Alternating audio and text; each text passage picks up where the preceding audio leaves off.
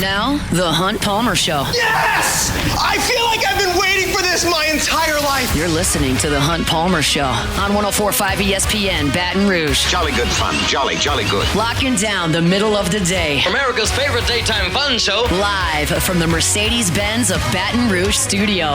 This is Hunt Palmer.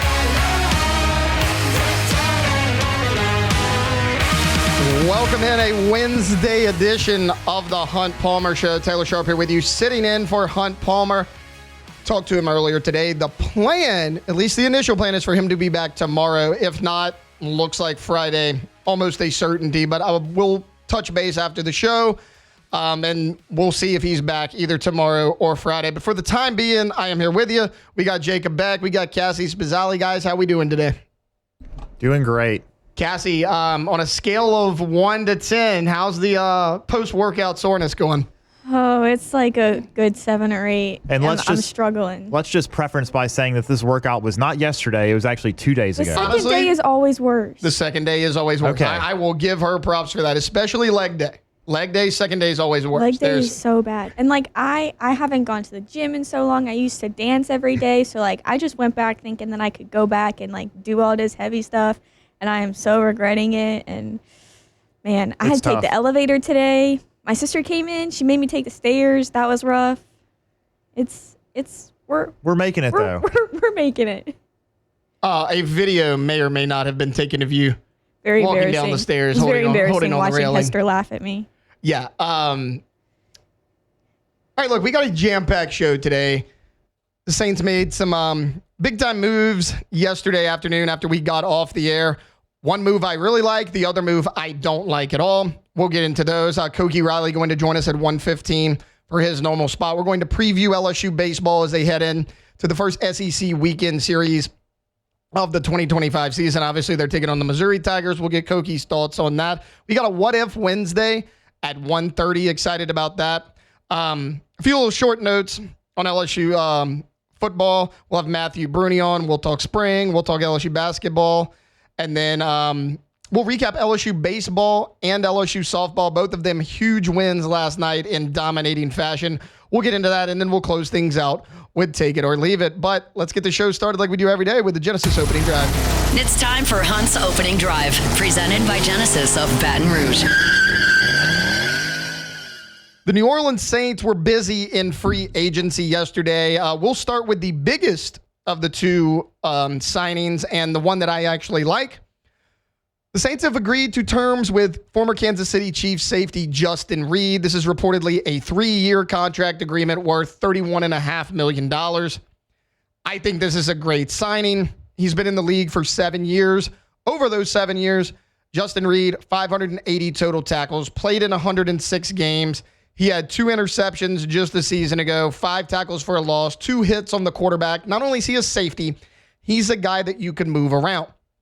Him and Tyrann Mathieu should be intriguing and, quite frankly, very versatile tandem for the Saints at the safety position because Tyrann Mathieu plays a lot in the box. He can play deep as well. We know Reid can play deep. He can play up towards the line of scrimmage as that box safety. There's a lot you can do here. I think this is a great signing, one, because I think Justin Reid is a really good player, but also you were very, very thin at the safety position. You had to do something. We didn't know if the Saints were going to address this in free agency or whether they were going to take care of this spot in the NFL draft. They ultimately decide to go the free agent route, and they do sign Justin Reid. Louisiana native. Obviously, we know Eric Reid in these parts. He's, of that family, actually has taken the exact same NFL path as Tyrann Mathieu, if you can believe that.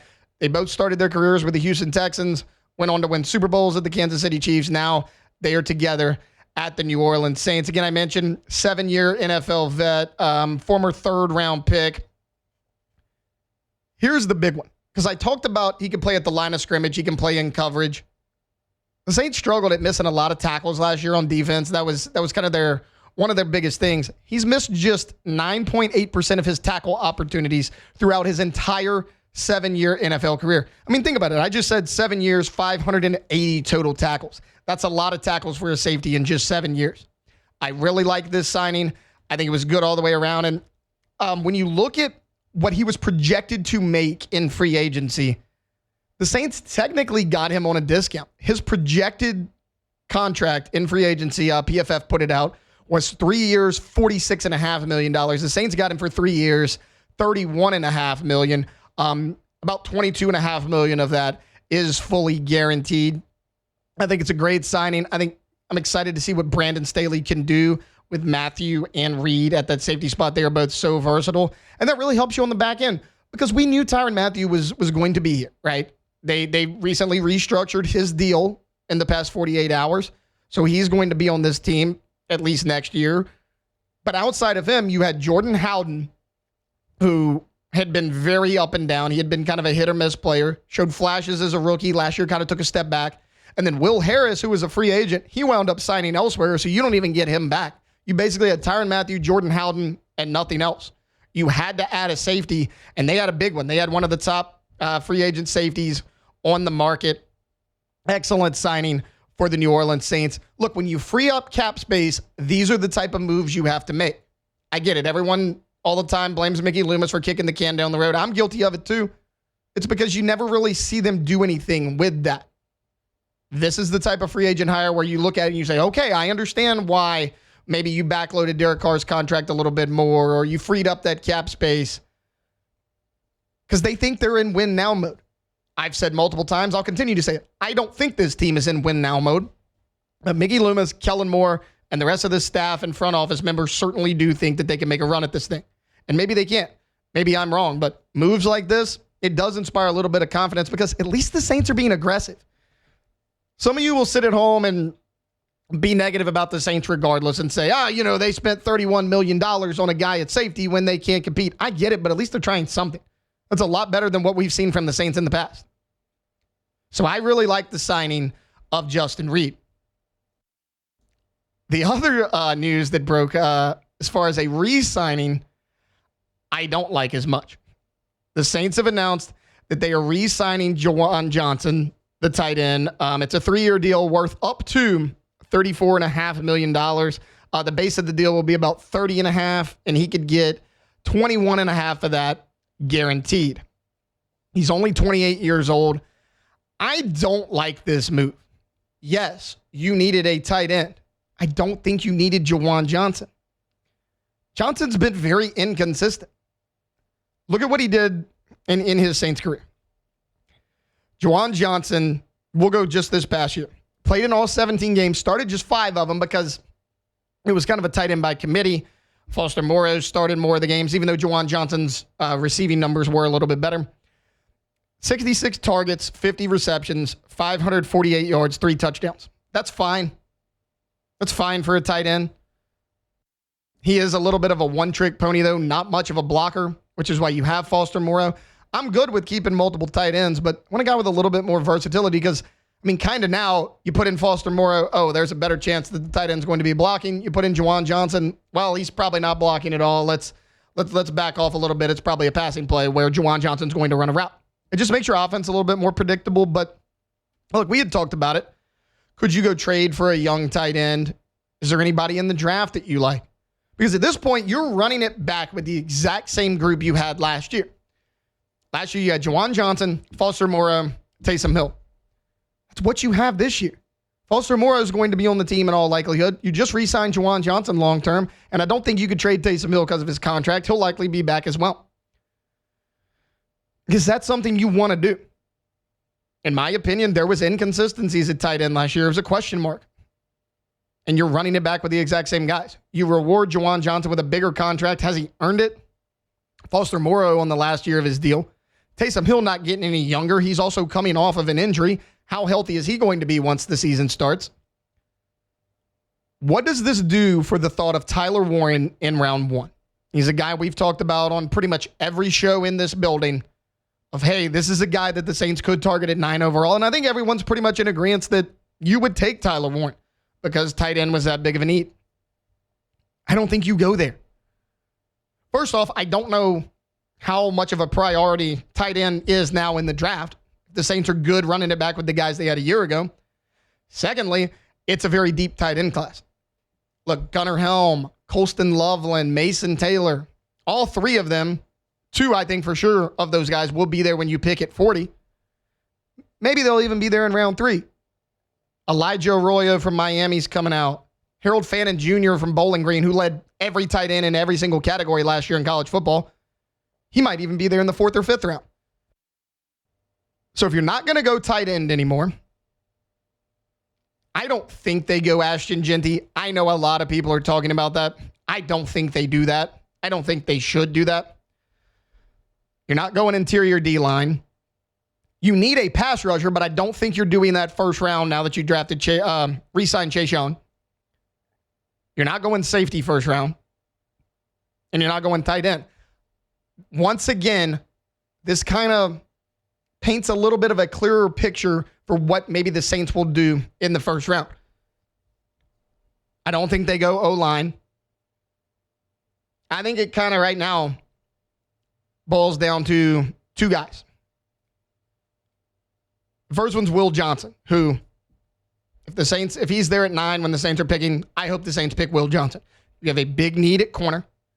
Remember, you lost Paulson Adebo. You now have Kool-Aid McKinstry, who was a rookie last year, Alante Taylor, who's played a lot more inside on your defense than he has outside, and Rico Payton. And that's what you have at the cornerback position. Will Johnson was productive in college. Now, his numbers dipped a little bit this year at Michigan, but you could kind of say that for every player at Michigan just because they weren't nearly as good as they were in 2023. Look at Colston Loveland. Going into the season last year in college football, he was considered the best tight end. Now there's a chance he goes 3rd round. He could also very well be there at 9. I think most of the mocks you look at have him there at 9.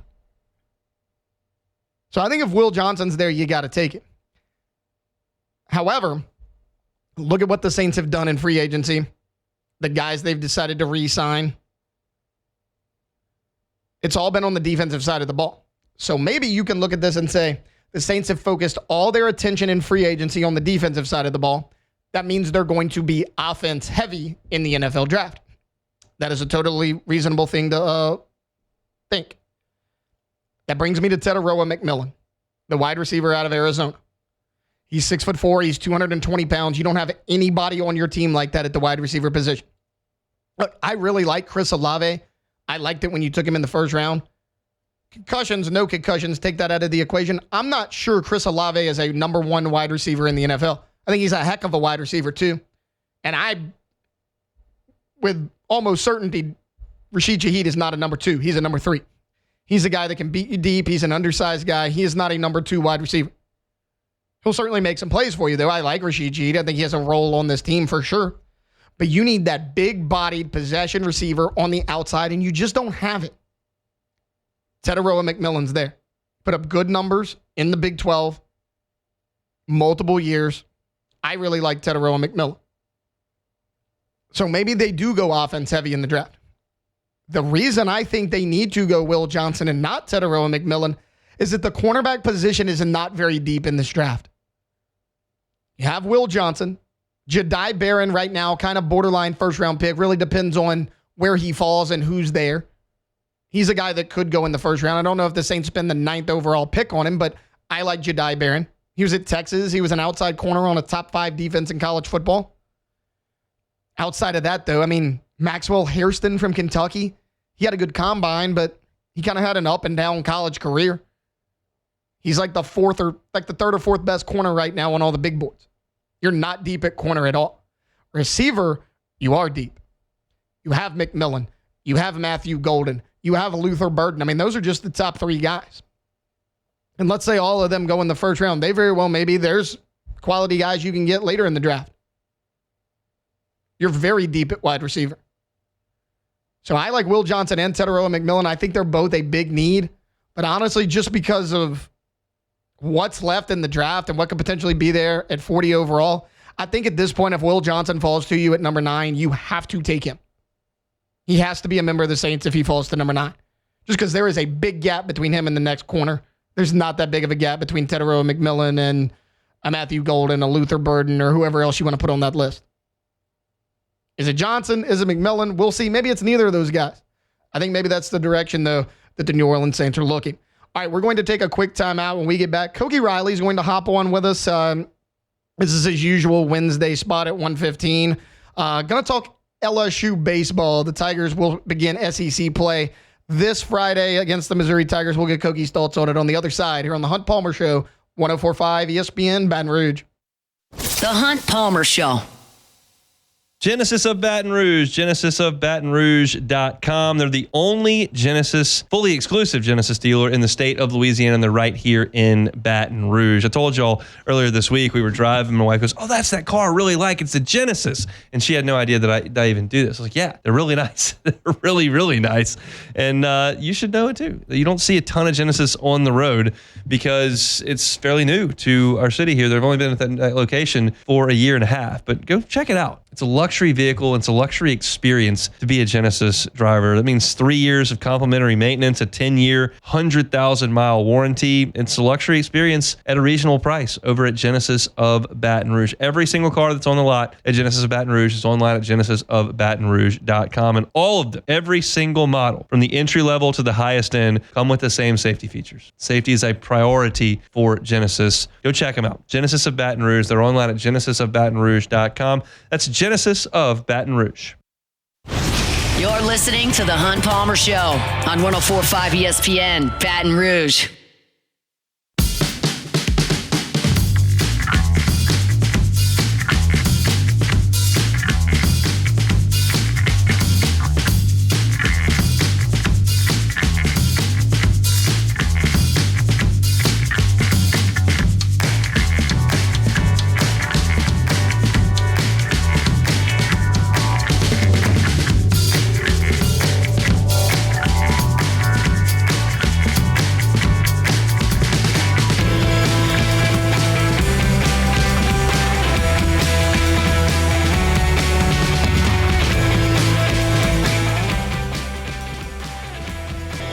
Welcome back in a Wednesday edition of the Hunt Palmer Show. Taylor Sharp sitting in for Hunt Palmer. We are trying to connect with Koki Riley. We're apparently having a little bit of phone issues, though, but we'll see if we can make it happen. When Koki does join us, we will talk to him about all things LSU baseball as they will begin SEC play this Friday night. And joining us right now is Koki Riley. Koki, how are you today? Doing well. How's it going? Going well. Thanks for hopping on with me. Hunt Palmer's had a pretty crazy week, so I'm in for him for the time being. Koki, wanted to kind of get your thoughts on this LSU baseball team going into SEC play. As we all know, they begin this weekend. Want to look at the pitching staff because, it's kind of the thing that everyone wanted to watch going into the year. As far as this LSU staff, what have you liked? Where do you think they rank in terms of the SEC? I mean, what have you made of this staff so far? I think for the most part it's been pretty good. I don't think they've been quite as prolific as the offense has been recently, at least the last couple weeks. But I think overall there's not a whole ton you can complain about when all three of your starters have ERAs no higher than 3.15, and you have a bullpen that has shown that seems like it has more depth than it had a year ago. I think this pitching staff's in pretty good shape as we head into SEC play. I mean, there's things I can pick at here and there more than I can with the offense, but I think overall it's looked pretty solid. As far as the offense goes, I'm glad you brought that up. Are there any changes you would like to maybe tinkering with the lineup as far as the batting order going into SEC play, or you think this is set? I think right now there's no reason to change the order, and I wouldn't expect any major changes as we head into the SEC play, just because, I think not only is it working, all the pieces make sense. You know what I mean? Just the sequencing and the left-handed, right-handed sort of balance throughout the order.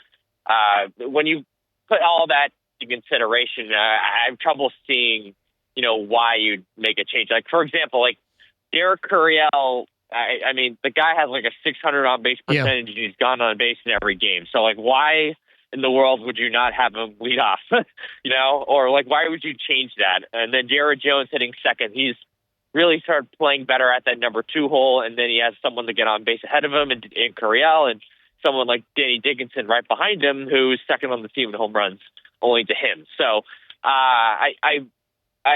again, like that's just the top of the order, and there's even good reasons to keep guys at where they are as you move down that lineup too. So I think all that in consideration, I don't think there's really a reason to change things up much. As far as we were just talking about the top of the order, as far as the bottom of that lineup goes, do you like Stanfield in that 9-hole? Yeah, especially when you got the lefty ahead of him and Tanner Reeves. You go right, left, right with Luis Hernandez or Kate Arambidi at catcher in the 7 spot. Tanner Reeves, usually, at least that's been the case for the last 5 games, at that number 8 hole, the lefty as a lefty, and then you have Chris Stanfield's speed and contact ability at that 9 spot.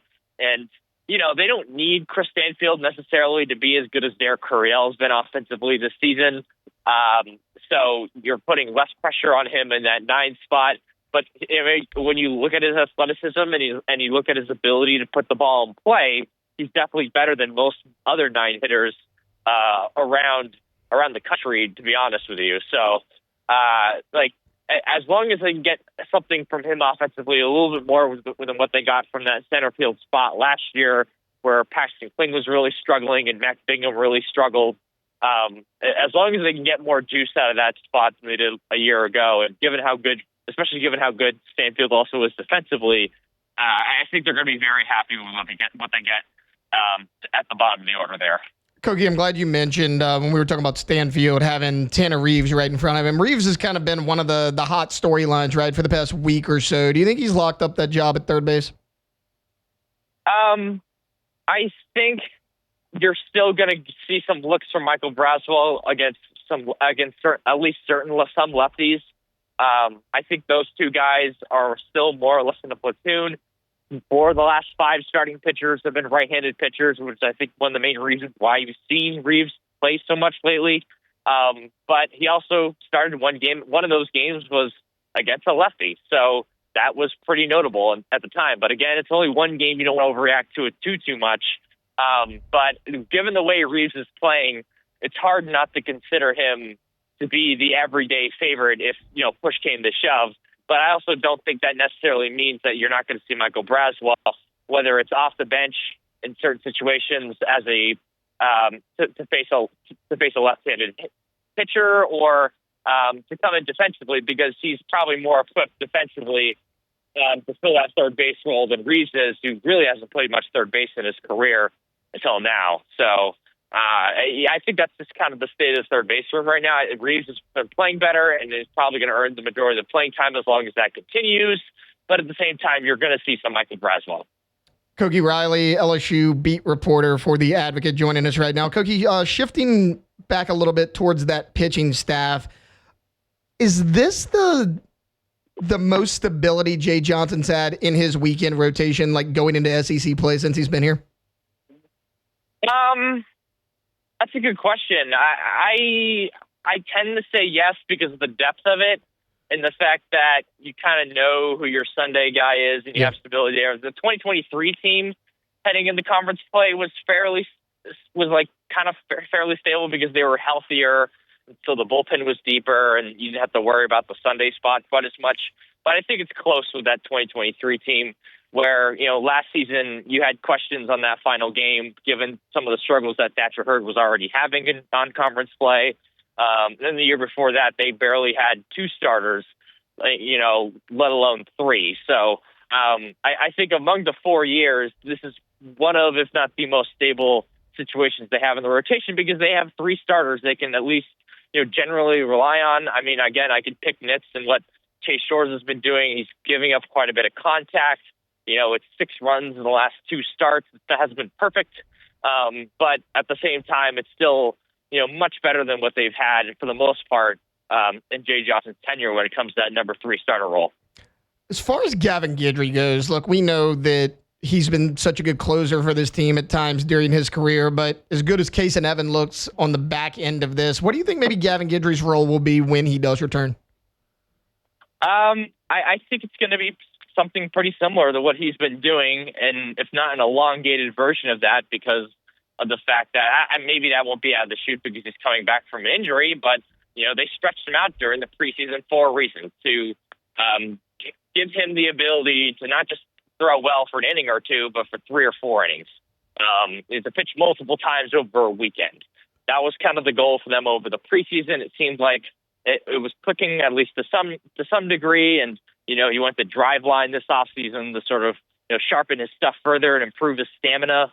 But then the injury happened, so we really haven't seen him since the preseason. So it'll be interesting to see what it looks like when he comes back and what that role is going to look like exactly. We're not totally sure. But when he does come back, and assuming that will happen fairly soon, I think that he's going to play. He's going to pitch some big innings for this team. It's just a matter of how long and when exactly, because again, this bullpen is much more depth than it had last year. Koki, before I get you out of here, let me get your thoughts on the catcher position. You think it's just Hernandez solely going forward, or you think Aaron Beatty has a role as well? I think Aaron Beatty's going to have some sort of role. Okay. And I think Hernandez is the catcher. He's the number one catcher for this team. I think there was a question heading into the year who was going to earn that number one role. And I think Hernandez has pretty firmly established himself in that role because of what he's been doing defensively. The fact that he is kind of, I wouldn't say overachieved, but he's been better than what they thought they would get out of him at that spot, given the fact that he only caught 3 games last season. So at Indiana State. So, but he can't catch every game and he can't catch every inning. It's just too grueling of a position. So they're going to need Aaron Beatty to give him something, whether it's coming off the bench on weekends if they're ahead by a decent amount of runs, whether it's starting the odd game here or there over the weekend, and then being a real contributor on those midweek games where he can really continue his development behind the plate, which is something that he frankly needs to do. He like blocking and framing and just simply catching the ball. Like those are things that he's struggled with a decent bit to start this season. So, but again, he's just a freshman. They don't absolutely need him to catch every game right now, which is a good thing. But at the same time, if he's going to get better, he's going to need the reps, and that's where the midweek games come in, and that's where those rest spots should come in for when Hernandez needs a break. Koki Riley, LSU beat writer for The Advocate. Koki, thanks so much for hopping on with us today. Awesome. Thanks so much. Yep, absolutely. That was Koki Riley there, LSU beat writer for The Advocate. We're going to take a quick timeout. When we get back, we do it every Wednesday around this time. Let's get into a little bit of What If Wednesday when we get back here on the Hunt Palmer Show, 104.5 ESPN Baton Rouge. The Hunt Palmer Show. One Bath and Closets, onebathandclosets.com. David Duvall and his team, 30 years, redesigning and remodeling bathrooms and closets. There are a lot of people who are not over the moon with their current home. Well, you can improve where you live. One Bath and Closets is happy to help you do that. Brand new customized closet, brand new bathroom, soup to nuts. They do the entire thing for you. You don't have to call 3 different contractors to get this entire thing done. No, you make one call to One Bath and Closets. They handle the entirety of it. Maybe you're not looking for something that extensive. Maybe you're looking for something like a tub to shower conversion. They can do that as well. You don't reuse that tub. They can take it out, put a glass walk-in shower in, changes the look of your bathroom, changes the functionality of your bathroom, adds value to your home. So if down the road you're looking to move on, that's an asset that you've got right there under your roof. We're worried about paying for it. Financing options are very much available for the folks over at One Bath and Closets. It starts with a free consultation, a questionnaire, and then a plan. They get it done and they do it right the first time and leave the competition behind. It's One Bath and Closets. You can check them out online at onebathandclosets.com. This is the Hunt Palmer Show on 104.5 ESPN Baton Rouge. I cried out, heaven save me, but I'm down to one last breath, and with it let me say, hold me now. The third Creed song that I know, Beck. I know 3 now. Yeah, you said you didn't know, only knew 2, but you were proven wrong. But what did I say? Musso goes, you know at least 5. And I said, there is no way I know at least 5. There might be one that I know that I didn't know was Creed. This is that one. We didn't go through any other ones. I bet you there's probably one more. I bet there's not. Not Okay. a big Creed guy. That's all right. If somewhere Jacob Hester and T-Bob Aver are hearing this, I will be picked on this in the mornings because they are big Creed fans. I don't know. They're fine. I don't hate them. I mean, so this all started because, Cassie, I turned down Creed tickets from a friend of my wife's yesterday. Okay, they weren't free. That's what I'm saying. You need to say that they weren't free. But I decided that it wasn't worth it because I'm not the biggest Creed fan in the world. And then this went with Beck and Musso being like, you have to know this song. You have to know this. Cassie didn't know Kryptonite by 3 Doors Down. No. That was surprising. That's a little bit worse. I mean, that song's in movies. But I do know the same Creed songs that you know. But those are, again, the only Creed songs that I know. I don't know I know any 3. other ones. I'm not going to go to a concert where I know 3 songs. I think I'm good. It's just not something I'm interested in. All right. All right, look, let's dive into it. Right now, we got a little What If Wednesday. Time, space, reality. It's more than a linear path. Where a single choice can branch out into infinite realities. Follow me and ponder the question. What if? What we got, Mr. Beck? All right, first one here. What if Taylor wasn't a Cowboys fan? What if you weren't a Cowboys fan? I would be a lot happier. I would probably smile a little bit more. I would laugh a little bit louder. I would food would taste a little bit better. But here's the thing. So many people accuse me of being like, oh, of course you're a Cowboys fan. That's a typical front runner thing to do. No, it's not. Guys, the reason I'm still a Cowboys fan is because I'm not a bandwagon fan. I'm not a front runner. The Cowboys have not won anything in my entire life. If I was a bandwagon fan, I would probably pick a better team. Everybody always asks me, how did you become a Cowboys fan? So a little bit of story time right here. So my father was born in Dallas, Texas. And he lived there till, he wasn't there very long. I think he lived there maybe till he was 4 or 5 years old. Then he moved to Alexandria.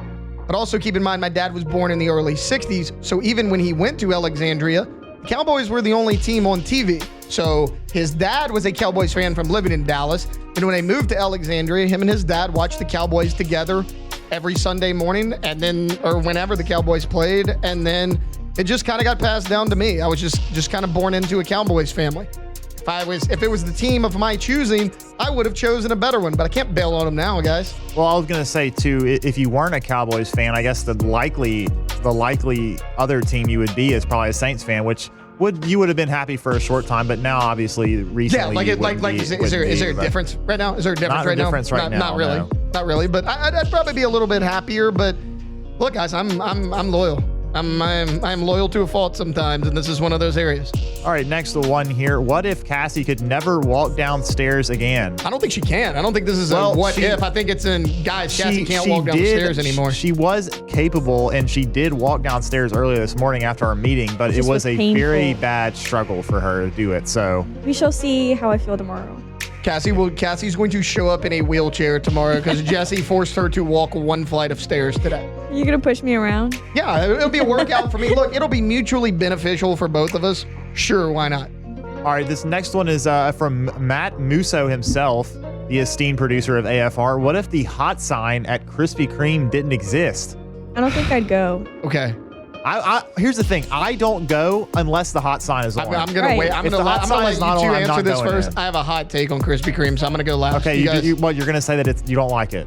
That's fine. It's not that I don't like Krispy Kreme. One, it's not good the next day. Krispy Kreme's good one time. I don't like it. Okay. I don't like it the next day. The donuts just get a little chalky for me the next day. Put it in the microwave. They gotta be hot. They're great hot and fresh.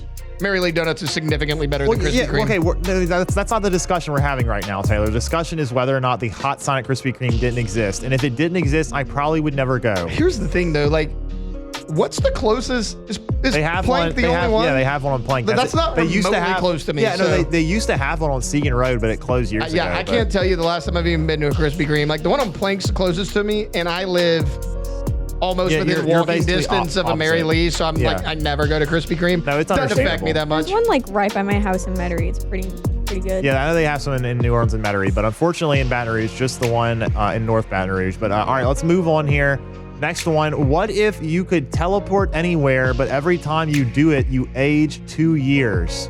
Oh, this is easy. I'm teleporting somewhere in the past, Beck. So all right. But you can't do that. That's not the question. The question isn't if you could time travel anywhere. Okay, no, I'm not time travel. Okay, I am teleporting to my birthday 3 years ago. Okay, But that's time travel. At the specific location, but it's 3 years ago. Therefore, I'm actually a year younger. But that's not that's not time what we're saying. travel. We're saying you can teleport to a location, not a location and a time and place as well. It's just a location. You can teleport from here to Spain. You can teleport from You have to here. stay in this time. You can teleport from here to anywhere on the globe. You can't teleport to a different time.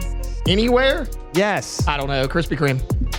So you're gonna waste 2 years of your life to teleport to Krispy Kreme. No, absolutely not. I just got to tie it in because I haven't been to Krispy Kreme in a while. Okay, so, but you're telling me that there's got to be some places that you would do it. I don't know, because anywhere I would go, it would be somewhere that I've never been before. Yeah. However, I don't know what place is cool enough to take 2 years off my life because I've never been before, Beck. So I don't know. Well, That's I would have fair. thought that maybe you had. You are setting me up for failure. Okay, with no, this but question. some people have bucket lists. That's a very common occurrence. People have bucket lists of where they want to go. I think I'd have to teleport everywhere right now because my legs are too short. Well, that's true. Actually, I just have to take the 2 years. You would be like 90 years old by the end of the day. So that would be really a struggle for you. All right, let's get these last two in real quick. What if Jerry Jones never ran off Jimmy Johnson? I mean, I think Jimmy was leaving either way. I don't know. I mean, what if he? Sure, like, did it work out? No, but you could say, what if he never ran off Tom Landry? Look, my dad hates Jerry Jones probably more than I do, which is saying a lot, solely because he ran off Tom Landry, and that was my dad's coach growing up. However, when he ran off Tom Landry, a lot of people criticized it. He brought in Jimmy Johnson, and Jimmy Johnson won multiple Super Bowls with that franchise. Now, he wasn't able to replicate the same type of success. They still had some success. I don't know. I mean, that was a little bit before me, but I mean, look, how many times do we see coaches and owners and GMs get into fights? I mean, it's not.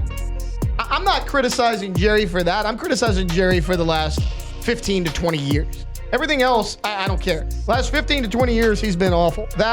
Look, Jimmy had a big ego. Jerry had a big ego. Sometimes it doesn't work out with guys like that. All right, last one. What if the Saints signed Cooper Kupp? He was just released by the Rams. I would love if the Saints signed Cooper Kupp. Now, it doesn't do a lot building for the future. I would say maybe pass on it just because it's probably going to be a big contract. However, if the Saints truly believe that they are in win now mode, again, I don't, but the moves they are making certainly seems like they are. I mean, yeah, why not? But it might be a little bit too big of a contract for a little bit too old of a player for me to want to do that. It would be exciting. It'd probably get some fans excited, and some fans may rage out because of that news. It would get a lot of engagement. It'd be good for us here for views and engagement, but I don't know how much it would help the Saints this year. So yeah, it doesn't seem like the smartest signing, but that sounds about right for maybe the Saints at this point in time. Might as well make some dumb signings when your team is just in the dumpster right now. But I don't think I would hate it. Okay, here's one in the chat before we go. What if LSU goes 5-7 this year in football? Yeah, that is going to be Brian Kelly sitting on a fire hot stove of a seat. Yeah, I said last year, look, you could never please LSU fans, right? There were people calling for Brian Kelly last year after the 3-game skid. I've always said Brian Kelly's here a minimum of 2 more years, meaning 25 and 26. If this happens, however, if you go 5-7, that does change things a little bit for me. That would not be good news for Brian Kelly. I don't think that he would get fired if they went 5-7. But that means going into 2026, he's on a very, very short leash before he gets fired. I don't know. I think 5-7 may be enough to do it. I mean, again, when you're angry, you can find a way to do things. That's true. Money can appear. Again, because of his contract, I've always said 2 more years, 25 and 26 minimum. Regardless of performance, 5-7 actually changes that for me a little bit. I don't know if Kelly could survive that. Maybe not. All right, that's it. All right, well, that's it for a What If Wednesday. Fun one there. By the way, guys, I was just kidding about the whole teleporting time travel thing. Okay. I know the difference between the two. Sure.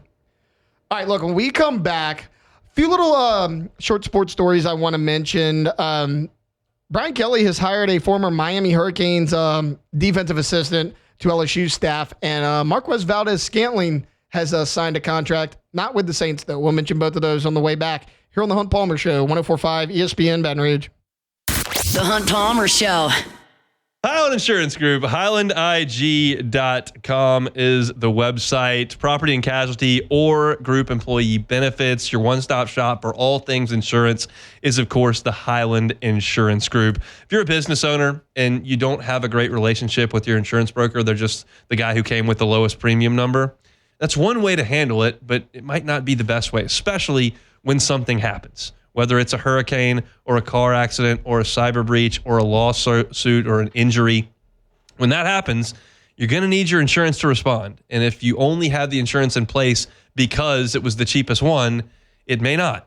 Jonathan Carver and his team can be a trusted advisor and a part of your team as a business to make sure that your business continues to run even if the event happens. Give them a call. Or check them out online, HighlandIG.com. They're right here in Baton Rouge, but they can help you out statewide. It's Jonathan Carver and his team at the Highland Insurance Group. They're online at HighlandIG.com. This is the Hunt Palmer Show on 104.5 ESPN, Baton Rouge.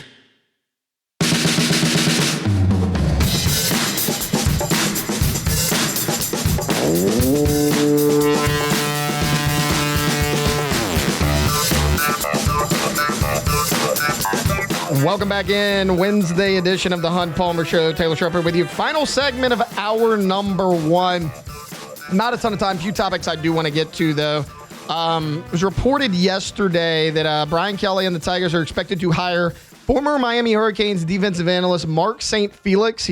Will be at the same position in Baton Rouge, according to a report from 247 Sports. So he'll be a defensive analyst here as well.